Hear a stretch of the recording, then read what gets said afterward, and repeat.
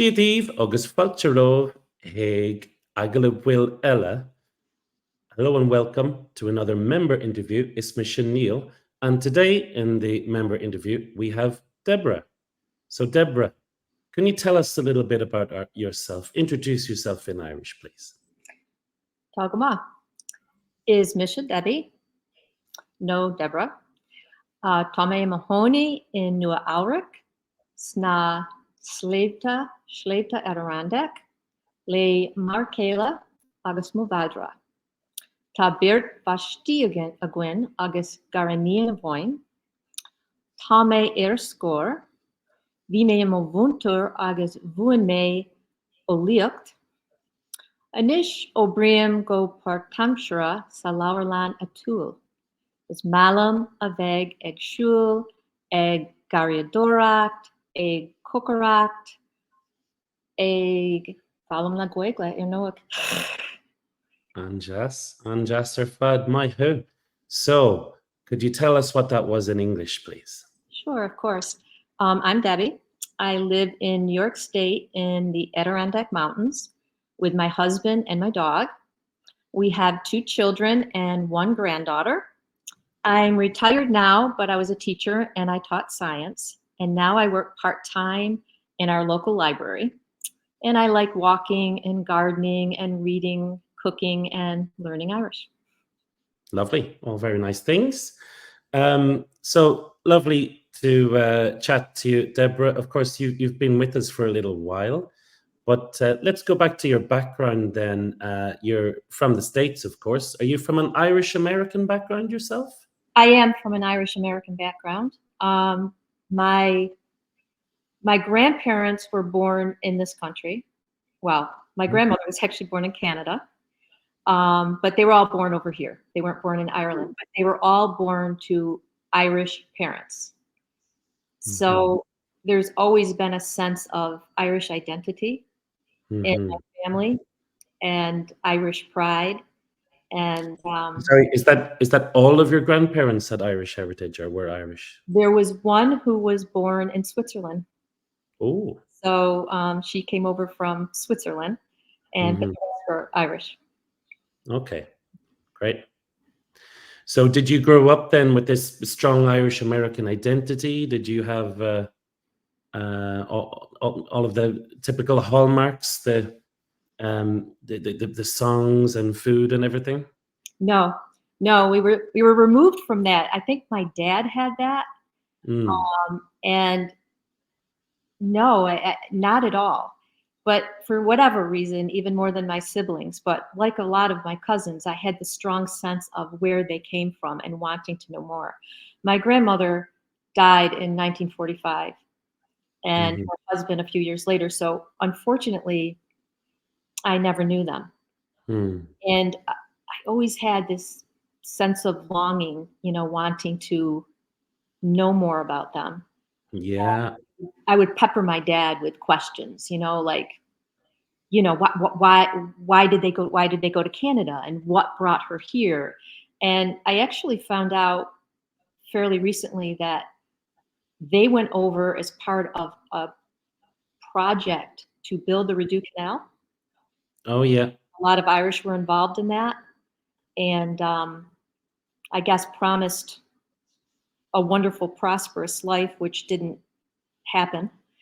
But that's the work brought them over, and I still don't know how she ended up coming to the United States from Canada, but my great-grandparents are buried there. Yeah. Well, it's a classic story. I was just going to say, isn't it? Millions of Irish ended up all around the world, and it was usually the work that brought them. There wasn't much work here, and people were going out. I was just thinking of my granduncle who passed away just a couple of weeks ago, but he had settled in Niagara, I think it is, but Ontario is where he lived most of his life. But I think he worked on the roads, and I don't know about canals, but maybe railways or roads or things like that. So hard physical work, but lived a great life, and lived to 90.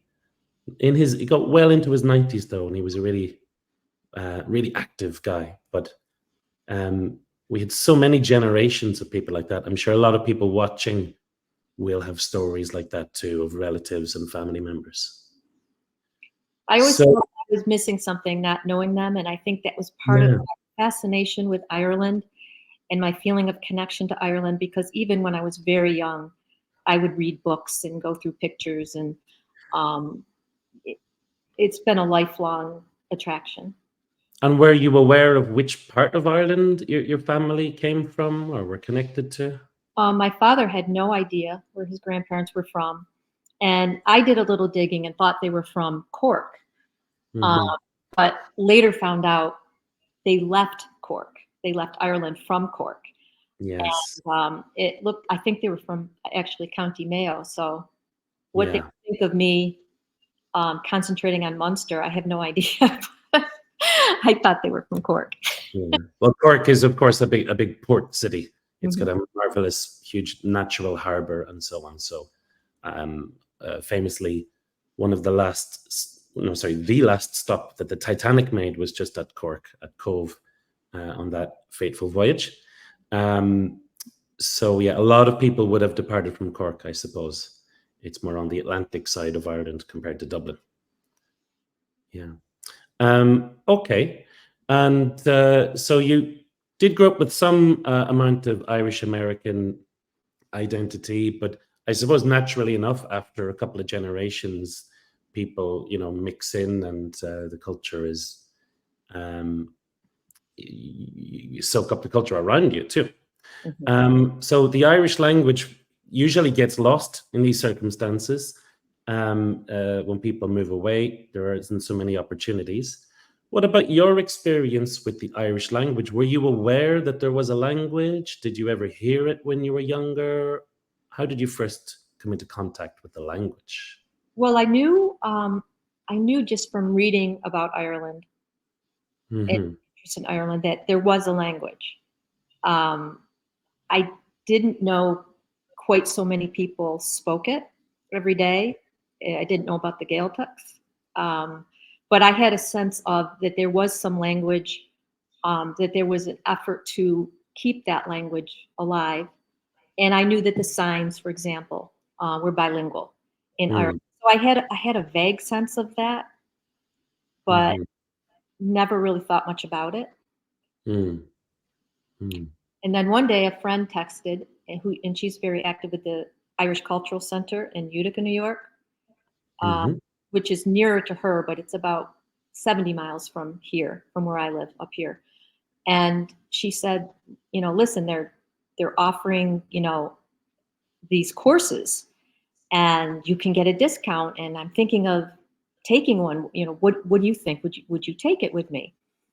And I was really taken aback because living here, so isolated. I don't know anyone who speaks Irish here. I mean, but I was instantaneously, I never even consciously thought about it. And I texted back, well, yes, I'm in. How do I sign up? Sign me up. And that's how I started. I went from in 5 minutes having this just vague notion of the Irish language to being signed up for a class to study it. So it wasn't something that was long coming at all. It was something that was spontaneous and serendipitous, as it turns out. Hmm. Um, yeah, that's so interesting. But you've obviously stuck with it. It wasn't something that you dropped out of again 10 minutes later. You didn't change your mind again about it. So, how did you get on with your class then, or how did your first steps to learning Irish go? Well, I was very lucky in a lot of ways. I had every expectation of liking it. I like language. I took Spanish Mm. in high school and went on to dual major with chemistry, biology, and Spanish. Okay. I became certified to teach Spanish, and I did for about a 2-month period teach biology, high school biology in Spanish with a Spanish textbook to some exchange students, Mm. which was really interesting for me. And I took Latin. I took a year of Latin in high school. And to be honest, the only reason I took it with my full schedule is because we have our SATs, which aren't nearly as daunting as the Leaving Cert sounds like it is in Ireland. But at the time in particular, it was an important test. Mm. And I wanted to get into a good college. I wanted to go to a good university. So the Latin helps your vocabulary part of the exam from the roots. So I thought, well, I'll take Latin. I loved Latin. I mean, I find that people who've studied Latin, I think it helps them deal with the grammar as well. I think it does, because when I took Latin and found out, okay, the nouns change, the Yeah, people's names change. It yeah, was, and I remember talking with my father about it, and he was, strong Irish Catholic family. He'd gone to Catholic school. He could still run through the prepositions by yeah. rote. Wow. And I mean, he was 55 years old at the time. He hadn't Yeah. looked at Latin since school. And I really enjoyed the Latin. So I had every expectation the same would be true of Irish. But I fell in love with it. I did. The beauty of the language and the complexity, and it's exasperating. I mean, the first thing I learned was, how to say "How are you," and of course, there are 3 different ways to say "How are you," and um, it's, I would find when I first found out that counting is different if it's people or Yeah, it, yeah. but I loved it. I loved the challenge. I mean, it's frustrating, but it's so challenging. And I was lucky because I had a really good teacher. I think you might know him. And it was a great introduction. It was a great introduction to Irish because I loved the class, and we had a great group of learners, and it was Mm. very congenial, and it was um, it was a good start. It was a good start for me. Great. So that was it. That was the class in person, though, was it on It was site a together? Zoom class once a week. It was Zoom. It was Zoom. Yeah, yeah. And so, what led you into Bitesize Irish then? How did you discover us? Well, after my class was over in April, I certainly didn't want to give it up. So Hmm. I was trying to decide what to do, and my friend was no longer going to take the class. She was going to study on her own because summer is so busy. Yeah, And so I wouldn't have her to practice with, which is another dimension of being able to Zoom in between with her. yeah, And yeah. so I spent a couple months feeling my way. I tried some YouTube channels. I tried Duolingo on the side. Um, I Whenever I would look something up online, Bite Size would come up. So Mm. I subscribed to the um, 10 Secrets to Practicing Irish Every Day, and Yeah. tried them. My husband came home one day, and I had Post-it notes all over the over the house, which was crazy, but very effective. It really worked. And I listened No, to, I've heard quite a few stories about supportive partners who are just happy to even answer the little questions, even though they're definitely not learning the language too. But people who are dealing with the post-it notes and saying hello and thank you in Irish and things like that too. So that's oh, always quite sweet to hear about that. he's been very supportive. If he's out, in fact, right now with our dogs, so that our little West Highland Terrier Finbar won't go running barking through the house at something in the middle of our interview, and he's very encouraging. But Nuop Vowel, I listened to that. That was a great idea because I could read and listen. Where I was trying to listen to Irish radio, but it's fast. It's fast for me. Where Yes, this if anyone doesn't know Nuacht Wow, it's a podcast that I started myself with some friends before I was even involved with Bite Size Irish. We started during the pandemic. And one thing that spurred me was that I remember a comment online on a very well-known social media platform where someone was asking for advice, and the response was, "Oh, just listen to Radio na Gaeltacht. Just listen," as if it were the easiest thing in the world. And Radio na Gaeltacht is fantastic, and it has beautiful Irish on it, but it's not for beginners because it's just a normal radio station in that language. They're not preparing anything specially for learners of Irish. So as a beginner starting out, it's quite challenging. And I thought, well, maybe there's something else we can do to help people who want to practice their listening skills. So with a few friends, when I was back in London, we started Nuacht Wow, which means slow news, and that is 3 news stories read slowly every week. So Well, yeah, Neil, that's been brilliant. on then. Yeah. I love that because I could Listen. understand it, and the reading really helps too, to have a script for what you're listening to. Um, and it's current, so you have context. And I it's think being topical really helps because you probably know the stories anyway. And you can, if there's an unfamiliar word or grammar construction, you can work out from the context what's going on. I sometimes have it in the background. I would have it in the background if I'm cooking Yeah. or cleaning. I'm listening to it, and I'm not reading it, so I'm not getting a lot of it, but I'm Yeah. hearing it. I'm hearing the cadence, and I'm hearing words. Another good point, actually, because note while already in the Gaeltacht or one of the many other Irish language podcasts or radio stations, just leaving it on in the background, you, without expecting to hear and understand everything, just don't worry about that. You can get used to the sounds of the language, and Absolutely. you hear some of those things which are less common in English. Some of the sounds like the CH, the H sound, and so on. When you hear that done, maybe it'll seep in a little bit and just like, oh, this is the flavor of the language, the cadences, the rhythms, everything like that. So really, it's not a bad idea to just leave some Irish playing. I found T.G. Caher very Hmm. helpful, particularly when when I have the closed captioning.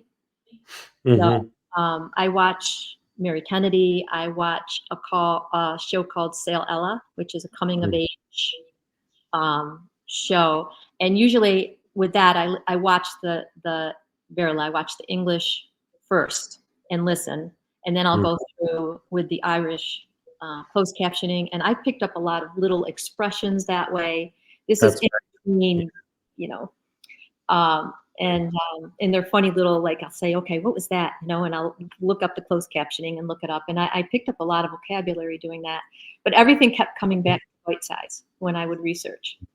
So um, I decided, maybe I'll try the trial, the Bitesize trial. And I tried that for about 10 minutes, and then I just joined. Oh. I'm so glad I did. And at Bitesize Irish, we have our motto, Gaeilge Gach Lá, Irish every day. And it's an aspiration, folks, more than it is a demand or necessity. But we strongly believe that if you can do a little every day, then that will help you. I know people are busy and so on. It's not always possible. But rather than doing one big chunk once a week or once a month, it's much better to do a little frequently, and you'll just step by step, came or came, you will add to your Irish. So, how do you try to achieve Gaeilge Gach Lá, Deborah? What about you? Well, Bitesize is perfect for that because it's aptly named.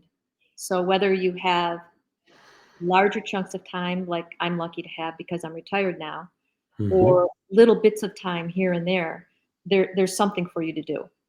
And generally, what I do in the morning is I'll get on Hubble and I'll see who's posted what's anybody got to say this morning. And particularly with the time difference, it works well for me because I get up here about 6 o'clock in the morning. I'm usually up by then.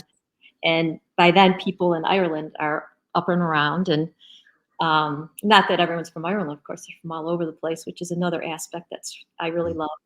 So again, if people don't know, Pubble, P-O-B-L, Bite Size Pubble is our online community where people post every day. You can meet other members of the Bite Size community, and there are challenges and conversations and so on. So that's your routine in the morning.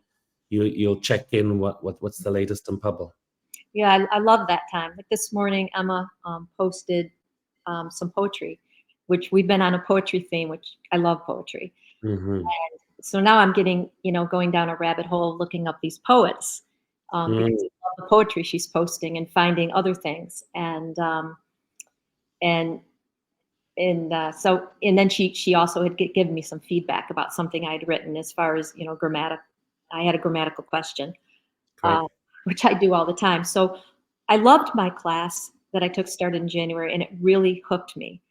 But Mm, it was 1 hour a week. So in between, I was basically on my own. And yeah. now I'm never on my own. I get very, very good feedback. Emma will correct my sometimes atrocious grammar, and I'll write it down on cards so that I can put that aside and study later and make sure I've got it. I love Gael with Ben, and I've got to say that I was the worst example of somebody who, is hesitant to practice Irish for fear of making mistakes, for fear of. I knew there were a lot of people who had a lot more Irish than I did. I'm still just a beginner, but it's such a lovely group of people, and not And when, just and when you say practice, do you mean practice speaking specifically? speaking. Because that's the thing that gives people a lot of nerves, I I think, for was sure. so nervous, and I Yeah, have to say very that understandable. I haven't missed a Bail session since. Mhm. It took a while to get the Again, courage. those sessions, for anybody who doesn't know, again, that's our live sessions where one of our facilitators takes people through a scripted conversation. So you've got a little guidance. You've got the structure there to support you because it is scripted, but you can learn about the grammar and vocab, sure, but you can practice having conversations in Irish with these scripts. And it's not just the pronunciation that you practice. Uh, Mm-hmm. Ben also goes through, of course, grammar points. So you're learning grammar, and our conversation often goes in different areas than the script. For example, somebody might answer, what do you like to do with your free time? And I mean, that's such an open question. Somebody could answer anything, and then you go down that route and learn some grammar and vocabulary there. And we have a lot of laughs. There's no pressure, and the other learners, everybody helps each other, everybody's supportive regardless of what level you're on. So it's the most non-threatening situation you could possibly be in trying to learn to speak Irish. Emma's Cogamoger. I'm learning to read on the spot, and I'm getting some feedback as to my pronunciation, and Emma also goes through the grammar points. There's the Ashter, where I've done mini courses, and I have reference packs, which you, of course, developed all of this content, and I go back to them again and again. I watched an archive video with Ashlyn. Ashlyn Oh yeah. was before my time, but she was explaining initial mutation really, really well, and I like to watch that video from time to time. But I think that it's natural when you're learning a language to also want to know something about the culture and the Yes. people who speak that language and the music. And I also have, I listen to Irish music when I'm cooking. Now I'm getting into the poetry. I loved learning about Halloween traditions. Oh yeah. It's very comprehensive. It's very immersive experience for somebody who has never set foot in the country yet. I can practice reading, I can practice writing, I can look at culture. It's really been a great experience for me, and the best part of it is the community, Mm. is writing back and forth and getting to know these people from all over who, like you, just want to learn Irish. Sure, sure. Well, it sounds like apart from having the opportunity, because you said you're retired, but you're also very motivated, and that's one of the biggest thing. But it's clear that you're enjoying yourself with all of this, which is one of the best things too. So, would you say that you do a little bit of Irish every day, Gaeilge Gach Lá, then? Oh yes, I haven't missed a day. Wow. Absolutely, and I'm not bragging. It's not work. I love it, and you're chatting you're just having conversations. It just feels like fun, like reaching out, and it's not Yeah. work. That's fantastic. Well, you really have made a lot of progress for someone who started as a total beginner in January. Is that right? Mm-hmm. Wow. Yeah, So I that didn't know a word of Irish. Thank yeah, you've done really, really well with that. you. Obviously, Gaeilge Gach Lá, folks, Irish every day.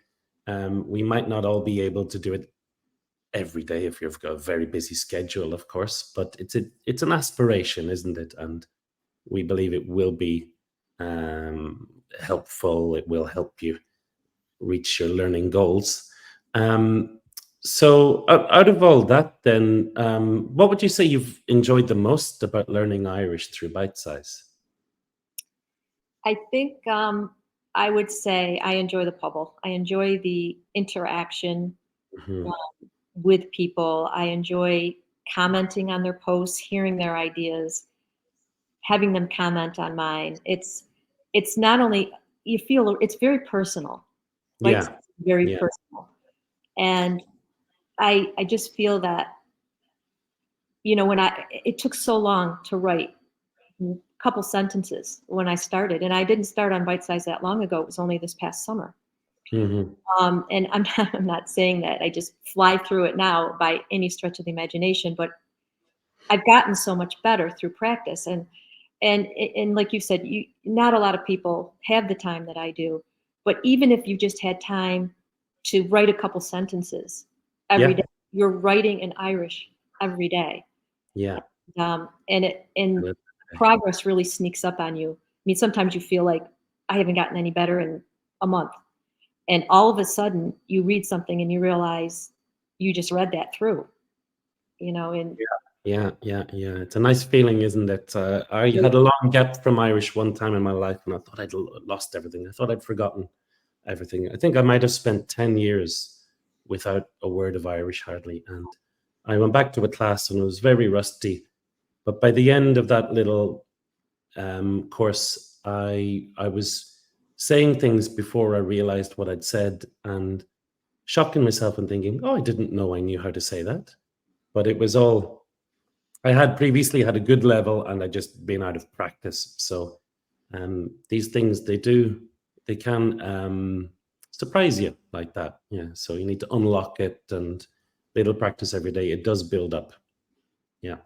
been a great experience for me, and it continues to be a great experience for me. So we have come to the end of 2023 and you've had an amazing year for learning Irish. Uh, do you have any goals for 2024 then? Or just a machine show after this? Are you um, what would you like to do regards your Irish learning in the coming year?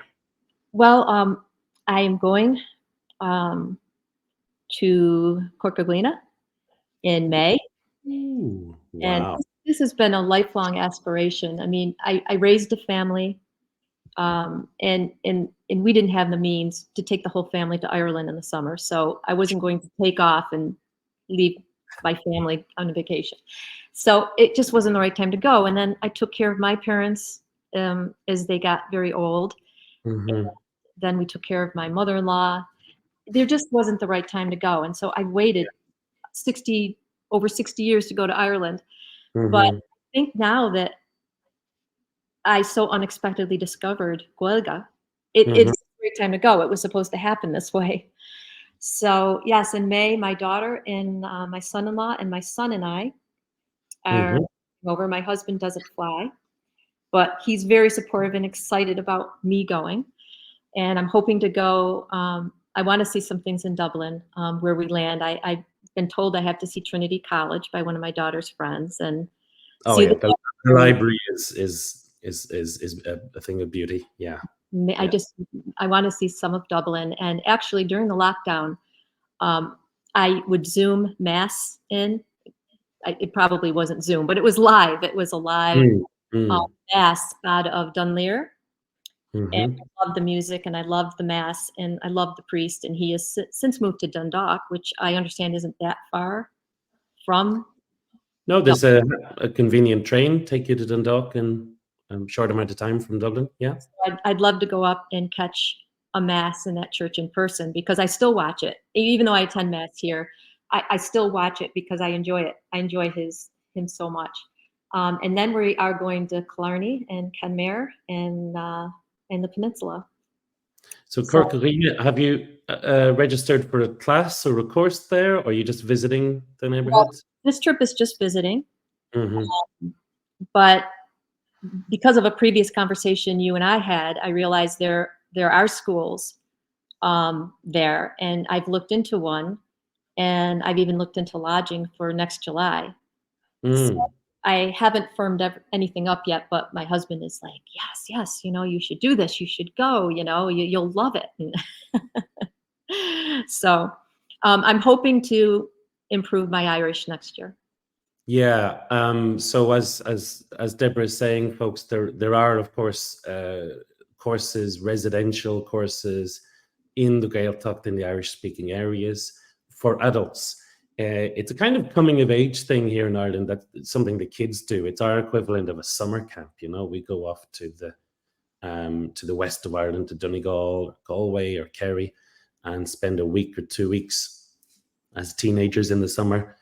Usually, not necessarily the same summer you might get in other parts of the world. It could be quite blustery, but all of the little teenage dramas, and just a week being a week or 2 weeks away in these Irish colleges, learning a bit of Irish. So it's always really great fun. But there are lots of these things now available for adults too. So the most famous one, I think, is probably Idris Gael, who are based in Clanchullumkilla in County Donegal. But there are places, I think maybe Oireachta Corcagina is an organization down there. I'm sure there's something in Corcagina, just on the Dingle Peninsula, but also in other parts in Waterford and Galway and in the West generally, in the most beautiful parts of the country as well, I might add. So you've got that wonderful natural scenery in any weather, to be fair. I think it's still gorgeous. But we have these Irish colleges where you've got lots of other people like yourself who are taking the class, and it's all they've got every level available usually, so it's always good fun, great crack, and you meet other people in the same boat. And you're not going to be the first American to sign up to that either. That we always have people coming from Britain and the North America and possibly other parts of the world too. I'm excited. I'm excited to do it. Yeah, it's a great way. I was in Glencullen in July for a week with my partner, and I wasn't working or registered for anything. I was just taking a week's holiday. But my partner actually signed up for the art course. So she was painting all week, in painting in Irish, if that makes any sense. Oh, how interesting. Yes. Yeah, so she has a good level of Irish, but she was, wanted a little break and something Irish language, but something different as well. So they do have other little courses in hill walking or in Glencullen for sure. So lots of interesting things there, folks. Lots of cultural activities as well as just pure language. You can go for the pure grammar classes too, if that's what you really love. So that's your big plan for 2024 then, Deborah? Yes. Okay. Well, it's an amazing journey, a whirlwind trip this year, hasn't it been? It has been. It's been an amazing year, and I can't wait. I can't wait to be standing on the peninsula, looking out over the water, and I just can't wait to be there. Yeah, well, I remember being in Connemara as a boy, because my mom is from Connemara. I remember standing on the beach where she was born, looking at the horizon and squinting and gazing and thinking, "Can I see New York from here?" But it wasn't. My eyes weren't up to the task, unfortunately. Yeah. So when you come next year, then you're going to stop off in Dublin for a while. So we have to meet up. No, I'd love to do that. Yeah, we can have coffee as Gaeilge Gach. Go to live. Okay. Yes, I love that. Deborah, you're a mille mahagat as a Vailin in you. Thank you so much for being here with us today. And pleasure. Okay. So gur mille mahagat Irish agus slán gatina. Slán go. Your Grow Irish Language journey is waiting for you at Bitesize Irish.